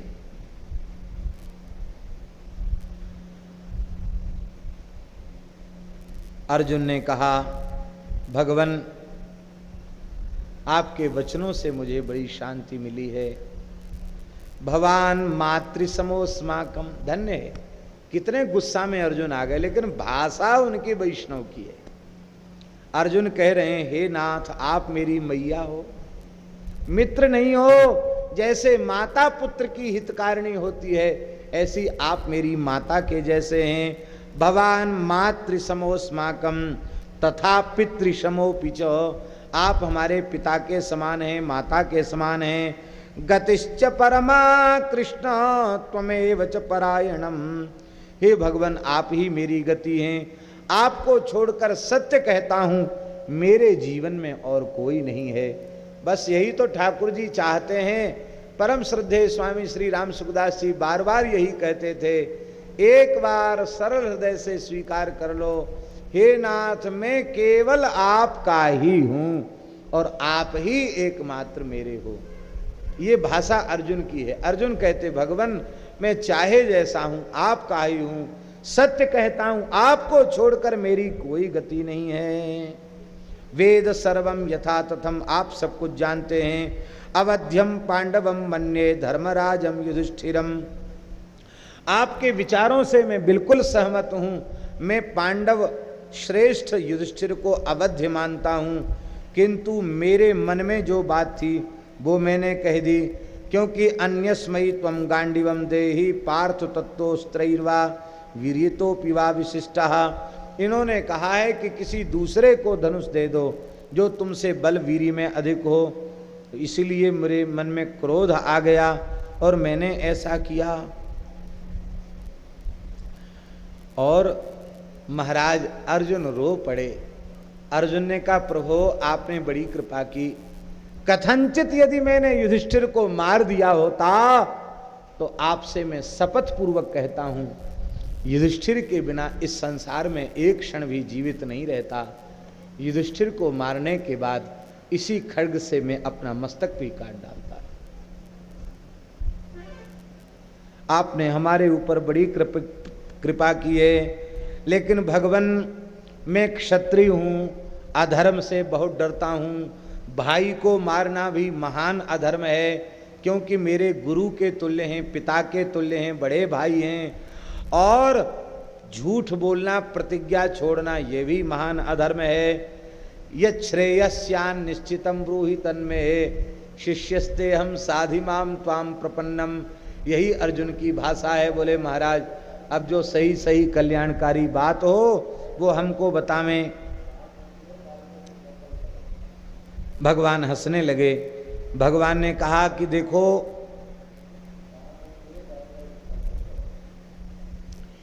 इन्होंने तुमसे अनुचित नहीं कहा, क्योंकि तुम बड़े दयालु हो। भगवान के बोलने की शैली बहुत अच्छी है। बोलना सीखे तो श्री कृष्ण से ही सीखे बोलना। कितना बढ़िया बोलना जानते हैं। इनसे बड़ा कूटनीतिज्ञ कोई नहीं, इनसे बड़ा राजनीतिज्ञ कोई नहीं, इनसे बड़ा प्रेमी कोई नहीं, इनसे ज्यादा भोला कोई नहीं, और इनसे ज्यादा चतुर कोई नहीं। भोले भी बहुत हैं और चतुर भी बहुत हैं। बोलो वृंदावन बिहारी। भगवान बोले कि आपको बड़ा भ्रम है, आपको बड़ा भ्रम है कि युधिष्ठिर ने मुझसे कड़ुआ बोला। नहीं नहीं, ऐसा नहीं। देखो तुम दयालु हो, यदि तुम्हें क्रोध न दिलाया जाए तो तुम कर्ण को कैसे मारोगे? इसलिए तुमको क्रोध दिलाने के लिए भाई साहब युधिष्ठिर ने और इस प्रकार की भाषा का प्रयोग किया कि तुम क्रुद्ध हो जाओ और पूरी शक्ति लगाकर कर्ण से युद्ध करो। लेकिन बड़े दुख की बात है, जिस क्रोध को तुम्हें कर्ण के ऊपर छोड़ना चाहिए वह क्रोध तुम अपने बड़े भाई युधिष्ठिर पर छोड़ना चाहते हो। बड़े दुख की बात है। और अपने से जो बड़े होते हैं वे कथनचित बहुत कड़ुआ भी बोलें तो भी उस कड़ुए वचनों में व्यक्ति को यह समझना चाहिए, गुरुजी बहुत कड़ुआ बोलें, बहुत कठोर बोलें, पिता बहुत कठोर बोलें, बड़ा भाई बहुत कठोर बोले, आचार्य बहुत कठोर बोले, तो समझना चाहिए कि हमारी व्याधि की औषधि ये कड़वी वाणी ही है, कड़वी दवा है। अब शुगर बहुत बढ़ जाता है तो चिकित्सक कहता करेले का जूस पियो। काय का जूस पियो? करेले का। कितना मीठा होता करेला जानते हैं? रोगी कहे महाराज कितनी चम्मच चीनी छोड़ लें? चीनी छोड़ने की अनुमति मिलेगी रोगी को? और हमने प्रयोग करके देखा नहीं है, लेकिन बता रहे हैं कि एक गिलास करेले के जूस में 10-5 चम्मच शक्कर भी छोड़ दो तो भी कड़ुआहट खत्म होने वाली। पर कभी कभी कड़ुआ करेले का जूस ही, चिरायते का काढ़ा ही शरीर के लिए अमृत बन जाता है। इसलिए अपने से बड़े कभी कटु भाषा का प्रयोग करें तो व्यक्ति को अनुभव करना चाहिए कि इस कड़वी वाणी में भी हमारा कोई बड़ा भारी हित छिपा हुआ है। ऐसा समझ करके अपने से बड़ों पर क्रोध नहीं करना चाहिए। जानाति तम पांडव एष चापी पापम लोके कर्णमसह्य मन्यई ततस्त्वमिक्तो भृशरोषितेन राज्ञा समक्षम परुषाणि पार्थ। वे जानते हैं कि तुम्हारे सिवाय कर्ण का सामना कर पाना दूसरे के लिए असंभव है और ये बेचारे घायल हो गए, दुखी हैं, इसलिए उन्होंने ऐसा कहा। ऐसा नहीं कहना चाहिए। इसलिए हे अर्जुन तुम सावधान होकर सुनो। यदा मानम लभते माननारः तदा स वै जीवति जीवलोके। यदावमानम लभते महातम तदा जीवन मृत इत्युच्यते शः। इतना बढ़िया श्लोक है, घर घर की दीवार पर लिखाया जाने लायक श्लोक है महाराज। लेमिनेशन करा के घर में लटकाने लायक श्लोक है, जिसमें सब लोगों की नजर उस पर पड़ती रहे, लोग पाठ करते रहे। इतना सुंदर श्लोक है। ये श्लोक यदि हमारी समझ में आ जाए तो हमारे द्वारा बड़ों का अपमान नहीं होगा। भगवान कह रहे हैं कि इस जीव जगत में सम्माननीय पुरुष जब तक सम्मान प्राप्त करता है तभी तक वह जीवित माना जाता है।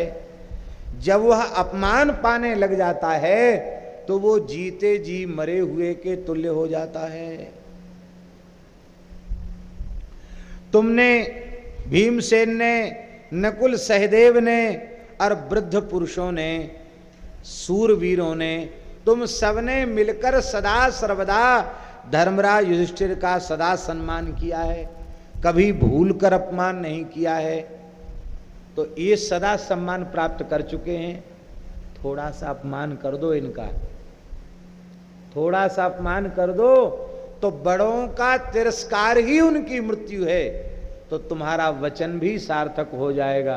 अब फिर चरण पकड़ लेना, रोने लग जाना, और क्या है कि कोई बात नहीं भैया जी, आपने कड़ुआ बोला, हमने उतना कड़ुआ तो नहीं बोला, पर थोड़ा सा हम भी बोल गए, तो आप क्षमा कर दो, कोई बात नहीं। अब क्या करें, ये मांस की जीव है, उलट पलट हो जाती है, कुछ इधर उधर हो गई और फिसल गई जीव, अब हम क्या करें, आप क्षमा कर दो, तो दोनों काम बन जाएंगे।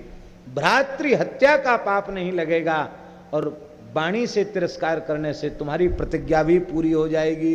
बोलो भक्तवत्सल भगवान की जय।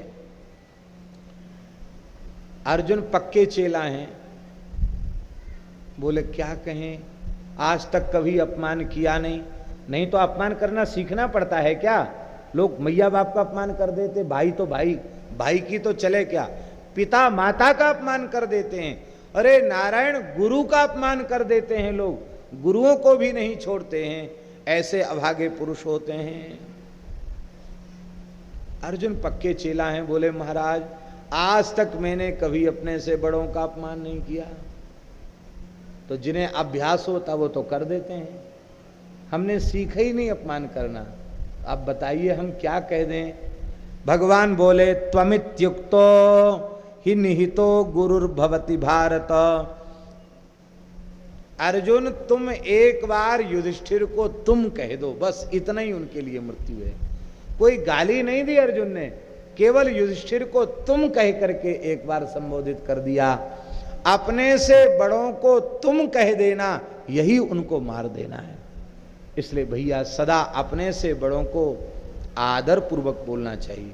अब जहां की भाषा हो वो बात तो अलग है।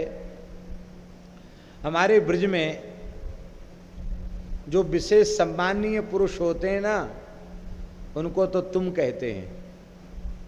कहिए देवकी नंदन जी महाराज, ऐसे ही है कि नहीं? बाबा तुम कब आए? और बहुत ज्यादा प्रेम होगा तो तुम नहीं बोलेंगे, तब तू बोलेंगे, ए तू कहां से आयो, ऐसे बोले।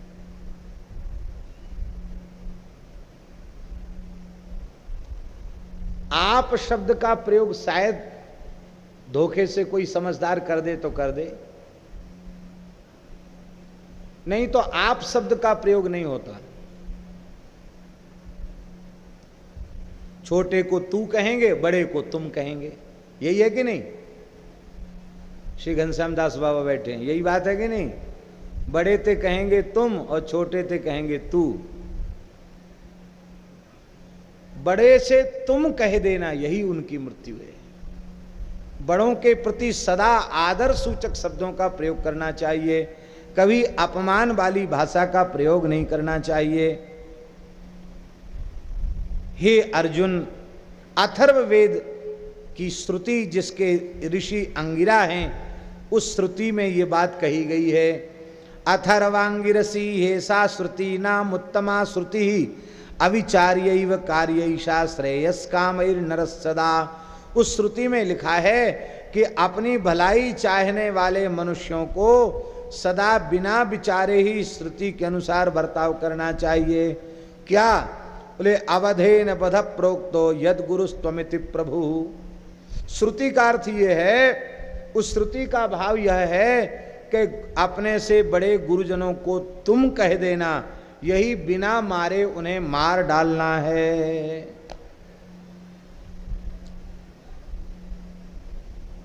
यह सुन करके अर्जुन ने कहना आरंभ किया। बोले तुमको हमको डांटने का कोई अधिकार नहीं है। खुद पराजित हो करके तुम यहां आकर के बैठे हो। हां, भीमसेन हमारी निंदा अवश्य कर सकते हैं, पर तुमको हमारी निंदा करने का अधिकार नहीं है। तुम डर के मारे यहां आकर के बैठ गए। महाबलो वैश्रवणांत कोपमा प्रसह्य हंता द्विषता मणिकिनीम स भीमसेनोर्हति ग्रहणाम में नत्वाम नित्यम रक्षसे यस्रुद्वी। तुम्हारी तो हम ही लोग मिलकर सुरक्षा करते हैं, तुम हमारी निंदा नहीं कर सकते, भीमसेन को अधिकार है। इसलिए तुम उपालंभ मत दो। यह कड़वी वाणी तुम्हारे लिए अच्छी नहीं है। और महाराज बोलने में भरे तो भीतर से थे ही, और ज्यादा भी बोल गए अर्जुन। बोले नचाभिनंदामि तवाधि राज्यम यतस्त्वमक्षे स्वहिताय सक्ता स्वयं कृत्वा पापम नार्यजुष्टम अस्माभिर्वा तर्तुमिच्छसरीस्त्वम। मैं तुम्हारे राज्य का अभिनंदन नहीं करता, क्योंकि तुम जुए में आसक्त हो। तुम्हारे जुए का परिणाम हम सब भोग रहे हैं, और तुम्हारे पाप कर्म का फल भोगना हमें पड़ रहा है। और अब तुम हमको ही नौका बनाकर शत्रु सेना को पार करना चाहते हो। ऐसा कह करके अर्जुन चुप हो गए। और चुप ही नहीं हो गए, इतने शोक में डूब गए, फूट फूट कर अर्जुन रोने लग गए। कह तो गए, इसमें कोई उठपटांग गाली नहीं दी अर्जुन ने, खाली तुम ही कहा। और जो बात कही वो झूठी नहीं कही, सही कही। लेकिन इतना कष्ट हो गया अर्जुन को, इतना कष्ट हो गया कि एक बार तो तलवार भगवान के कहने से म्यान में रख ली थी, फिर म्यान से तलवार खींच ली। भगवान ने कहा भले आदमी, इतना लंबा चौड़ा प्रवचन करना पड़ा, तब तुमने म्यान में तलवार रखी, अब फिर तलवार क्यों खींच रहे हो? बोले मैं अपने आप को जीवित नहीं रखूंगा। मुझसे बड़े भाई का अपमान हुआ है, गुरुजनों का अपमान बन जाए तो व्यक्ति को जीवित नहीं रहना चाहिए। मैं अपने को दंड दूंगा, मैं अपना मस्तक काटूंगा, क्योंकि मैंने दूसरी प्रतिज्ञा की थी, जिस दिन मैं अपने बड़े गुरुजनों का अपमान कर दूंगा, अपने से बड़ों का अपमान मेरे द्वारा हो जाएगा, चाहे मन से, वाणी से, क्रिया से, उस दिन मैं जीवित नहीं रहूंगा। महाराज मेरी दूसरी प्रतिज्ञा। भगवान ने कहा अर्जुन पहले ये तो बता दो तुमने कितनी प्रतिज्ञाएं कर रखी है। पहले कहते चुपचाप हमने एक प्रतिज्ञा कर ली, जैसे तैसे उससे तुमको बचाया, तो अब तुम कहते हमने दूसरी प्रतिज्ञा कर ली। तो तुम ऐसा करो, सब सूची सुना दो अपनी प्रतिज्ञाओं की, जिससे हम एक साथ समाधान कर दें। तुम बार बार मुझे संकट में डाल रहे हो, ऐसा क्यों कर रहे हो? बोले प्रभु मैं जीवित नहीं रहना चाहता। मैंने जिन धर्मराज युधिष्ठिर का कभी तिरस्कार नहीं किया, ये द्रौपदी को जुए में हार गए, लेकिन मैंने नहीं कहा कि आपने अधर्म किया, पर मैंने इतना बड़ा पाप किया है, मैं जीवित नहीं रहूंगा, मैं अपने आप को समाप्त करके ही चैन ले पाऊंगा। भगवान ने कहा कोई बात नहीं, हम भी उपायों के भंडार हैं, चिंता मत करो, तुम विचार तो करो, तुम्हारे मरने से क्या युधिष्ठिर को प्रसन्नता होगी, क्या भीमसेन को प्रसन्नता होगी, क्या मुझे प्रसन्नता होगी, फिर तुम्हारी कर्ण वध की प्रतिज्ञा कहाँ जाएगी, क्या पांचाली द्रौपदी को प्रसन्नता होगी, क्या कुंती माता को प्रसन्नता होगी? इससे तो तुम्हारे शत्रु ही आनंदित होंगे। ऐसा मूर्खतापूर्ण कार्य तुम्हें नहीं करना चाहिए।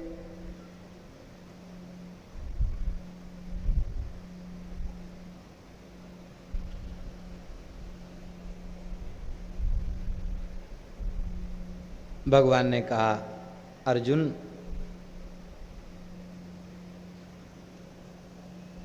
हम तुम्हारे इस धर्म संकट का समाधान भी कर देते हैं।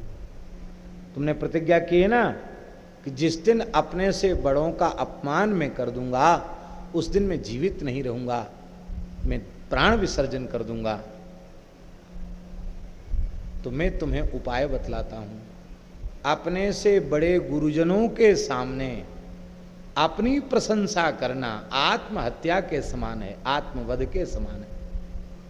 तो तुम हमारे सामने और युधिष्ठिर के सामने अपनी बड़ाई कर दो, बस तुम्हारी आत्महत्या हो जाएगी, तुम्हारा वध हो जाएगा। यह है समय और परिस्थिति के अनुकूल श्री कृष्ण के द्वारा धर्म का प्रवचन।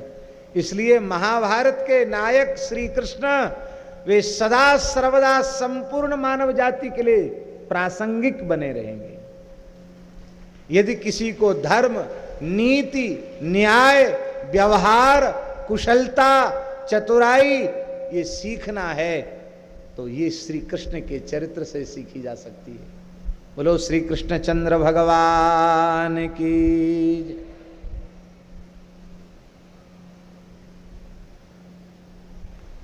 अब तो अर्जुन प्रसन्न हो गए और अर्जुन ने कहा मेरे जैसा कौन हो सकता है? अरे मेरे जैसा तो मैं ही हूं। गांडीव जिसका अस्त्र है, अग्नि को जिसने तृप्त किया हो, भगवान शिव को जिसने संतुष्ट करके युद्ध में पाशुपतास्त्र प्राप्त किया हो, पाताल में जाकर काल के दानवों का संहार किया हो, वो अर्जुन तो अर्जुन है। गांडीव जिसका अस्त्र है, उसकी भुजाओं के बल की सीमा ही क्या है?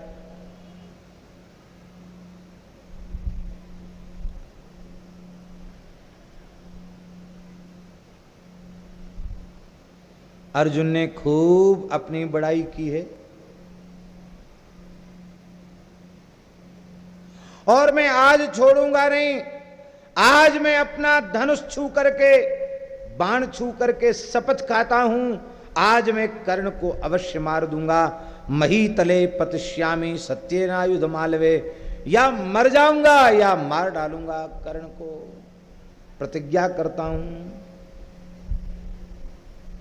ज्यादा बड़ाई कर रहे थे तो भगवान ने थोड़ी उंगली दबाई, बस बस रहने दो, बड़े भोले हो तुम। एक बार कहने के लिए कहा तो कई बार तुम कह दिया, अब बड़ाई करने को कहा तो बड़ाई ही किए चले जा रहे हो अपनी। चुप हो जाओ, हो गया काम पूरा।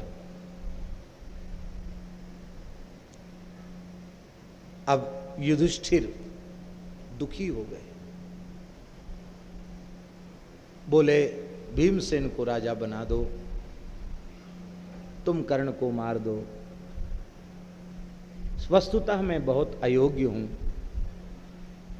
बड़ा जरूर हूं, पर बड़प्पन जैसा मुझ में कोई गुण नहीं है। मैं अब जंगल में जा रहा हूं, मुनियों की तरह निर्वाह करूंगा। मैं शपथ पूर्वक कहता हूं, मैं केवल धर्म का पालन करना चाहता था, राज्य का लोभ मुझ में नहीं है। अर्जुन, मैंने जो कठोर वाणी कही है उसके लिए तुम मुझे क्षमा कर दो। ये होते हैं बड़े, अपने से छोटों को भी झुकने में उनको संकोच नहीं होता। अर्जुन तो मारो गड़ गए और वो वन में जाने के लिए तैयार हुए। भगवान ने संकेत किया, अर्जुन चरणों में लिपट गए। श्री कृष्ण ने चरण पकड़ लिए, बोले दादा क्या कर रहे हो? जैसे तैसे मना करके हाथ पांव जोड़ के रोक लिया और सब बीच बचाव ठाकुर जी ने करा दिया। और इसके बाद ठाकुर जी ने कहा, अरे तुम्हारे चरणों में अर्जुन पड़ा है, अब उठाकर देखो कितना रो रहा है। आंसू पोंछकर अपने अनुज को एक बार हृदय से तो लगा लो। ठाकुर जी ऐसी लीला करते हैं। युधिष्ठिर रो पड़े हैं, अर्जुन को हृदय से लगाया है। आज जी भर के अर्जुन रोए हैं और जी भर के युधिष्ठिर रोए हैं। रोना बहुत जरूरी है महाराज। जैसे स्वास्थ्य के लिए हंसना बहुत जरूरी है, ऐसे ही रोना भी बहुत जरूरी है। कई बार रोने में सारे पाप ताप संताप बाहर निकल जाते हैं, भीतर की गंदगी रोने में बाहर चली जाती है। अब दुख के आंसू हों उससे भी गंदगी जाती है, और प्रेम के आंसू हों तब तो कहना ही क्या। भक्तन के जो प्रेम के आंसू, इनको जग में मोल न तोल। हमारे रास बिहारी ठाकुर जी गाते हैं। गोस्वामी जी भी कह रहे हैं, प्रेम भगति जल बिनु रघुराई, अभयंतर मल कबहू की जाए। भीतर का मल तभी समाप्त होता है। युधिष्ठिर का मन हल्का हो गया, अर्जुन का भी मन हल्का हो गया। युधिष्ठिर ने मस्तक सूंघा है, मुख पर स्नेहांकन किया है, दोनों हाथ मस्तक पर रखे हैं और कहा, धनंजय महाबाहो